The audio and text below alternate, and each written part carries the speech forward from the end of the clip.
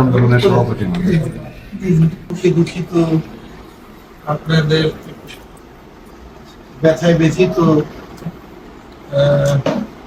শুধু স্মরণ জানানোর জন্য আসছে। বাসায় আসলে খুব খুশি, সবাই মানে এরা তো কাছাকাছি এসেই সমস্যা সমাধান হবে। বহু লোক সারা দেশ থেকে জানাইতেছে। সত্যি কথা বলতে কি, আমার এই ছেলেটা ছোটবেলা থেকে এরকম, যেটা সেটাই মনে করে সেটাই সে চাচ্ছে, একদম ছোট থেকে। এবং তখন মিথ্যে কথা বলে না, এবং সত্যি কথা বলার জন্য যাই করে বলেই যাবে, ওই টাইপের। তারা এরকম ভাবে যে রাখছে, এটা আমার খুব মানে আত্মীয় স্বজন সবাই সারাদিন পায়। কোন মাথা কোনো টিভি অফিসে দেখতে দেয় না, এখনো কোনো দেখতে দেয়, এখনো দেখতে দেয় না।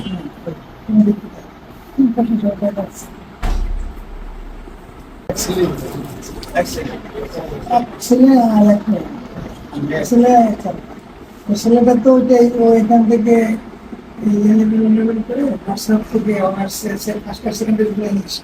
পরে ফিলোসফিতে ক্লাস ইউনিভার্সিটি টিচার ছিল, পরে তো ওইখান থেকে তো সব বাংলা করা যায়। আর একটা মেয়ে আছে, ওই সব থেকে বিয়ে করে ও টিচিং করতে আমার ওয়াইফও জানি। আমি বাংলাদেশ বিমানে ছিলাম, সেটা থেকে হ্যাঁ, এখন ওই একটা ছেলেই তার এই অবস্থা। এই জন্যই বাসা তো কারো আর কোনো মাথা টাথা ঠিক না, পরীক্ষা এবং কিছু মানুষের ত্যাগের ভিত্তিতে গোটা দুনিয়া বুঝছে। আমার ছেলেদের জন্য আমার কষ্ট লাগে। ভাবে সবসময় ছেলেদের, সে সবসময় ছাত্রদের ব্যাপারে ভাবে যে আমাদের দেশের এই ভবিষ্যৎ ছেলেরা কি করে। এখন এই বাড়তে বাড়তে এখন নিজেই না আপনার ছেলে তো এখনো জিন্দা। কত মানুষের ছেলে আসছে দুনিয়াতে, কত মানুষ আজকে দুনিয়া থেকে বিদায় হয়ে গেছে। আজকে আপনার স্ত্রী, আমাদের আসিফ স্যারের মা সে অপেক্ষায় আছে, দেখবে। কিন্তু হাজারো মা আছে তারা এখন দেখবে না তাদের সন্তান। হাজারো আমাদের বোনেরা আছে যাদের স্বামীদের সাথে আপনি মোলাকাত। এখানে আছে যাওয়ার কিছু নেই। আর আপনারা তো জানেন, রক্ত, ত্যাগ এবং কুরবানির মাধ্যমে জাতি গড়ে, এটা হলো জাতির রাহনুমাই। এর মাধ্যমে জাতি পথ প্রদর্শন, তারা পথ পায়। আসলে আমরা বাস যারা আছি, আমরা আমাদের প্রত্যেকের সুখে সুখী হওয়া, প্রত্যেকের দুঃখে দুঃখী হওয়া, এবং আমরা সমানের সমঝোতা হিসাবে সম্পৃক্ততা দেখে দুনিয়াতে বসবাস করার জন্যই আসলে আপনাদের কাছে আসছে। আমাদের মহাসচিব আসছেন,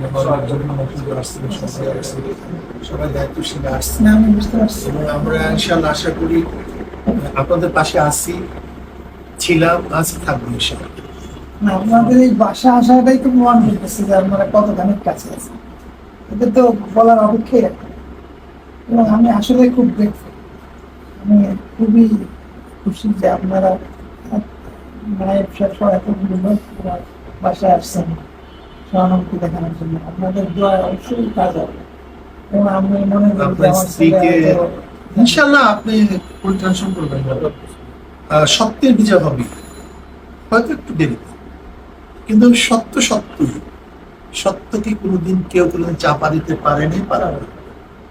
তবে আপনাকে দেখে আমার কাছে খুব ভালো লাগতেছে, আপনি একজন বীর পুরুষ, এবং বীর পুরুষের সম্পূর্ণ বীর পুরুষ। আপনার চেহারার মধ্যে আমি সেই বীর পুরুষের ছাপ দেখতেছি, যে না এইটাই তো হওয়া উচিত। কি আর কি হবে, যে হয়েছে আমাদের সাহাবাদের মধ্যে এরকম ছিল যে মা সন্তানকে যুদ্ধের ময়দানে পাঠাইছে, শহীদ হয়েছে, সে শুকরিয়া আদায় করছে। এইটাই তো একজন বীর পুরুষদের পরিবারের হওয়া উচিত। যা হবে হবে, চিন্তা করবে কি আছে। আপনি ভালো থাকবেন, সুস্থ থাকবেন, চিন্তা মুক্ত থাকবেন। আশিক নজরুলের হাজারো ভাই তার সাথে আছে, হাজারো পরিবার, লক্ষ আসলে আজকে কোটি আমার পরিবার। সত্যি মনটা ভরে গেল। এই যে আপনারা এতগুলো লোক এই কত কষ্টের মধ্যে দিয়ে কোথা যে থেকে ব্যস্ততা, আপনারা আসলেন? এই ব্যস্ততার মধ্যে এখানে ঢাকায় আসলে এরকম সব খুব কঠিন মাস, কোনো জায়গায় যাইতে গেলে প্রোগ্রাম করা লাগে কয়েকদিন আগে থেকে। আর আপনারা সবাই চলে আসছেন, এটা প্রচন্ড ভাবে এটা ভালোবাসা এবং গভীর আন্তরিক টান ছাড়া এটা সম্ভব হতো না। ربنا ظلمنا انفسنا وان لم تغفر لنا وترحمنا لنكونن من الخاسرين. আল্লাহ আমাদের গুনাহকে মাফ করে, اللهم গুনাহ থেকে বাঁচিয়ে থাকার তৌফিক দান করুন। আল্লাহ জালেমদেরকে আপনি হেদায়েত দিয়ে দেন, ওদের কপালে হেদায়েত না থাকলে নমরুদ করে আমার সব কাজ আমরা ধ্বংস করে দেন।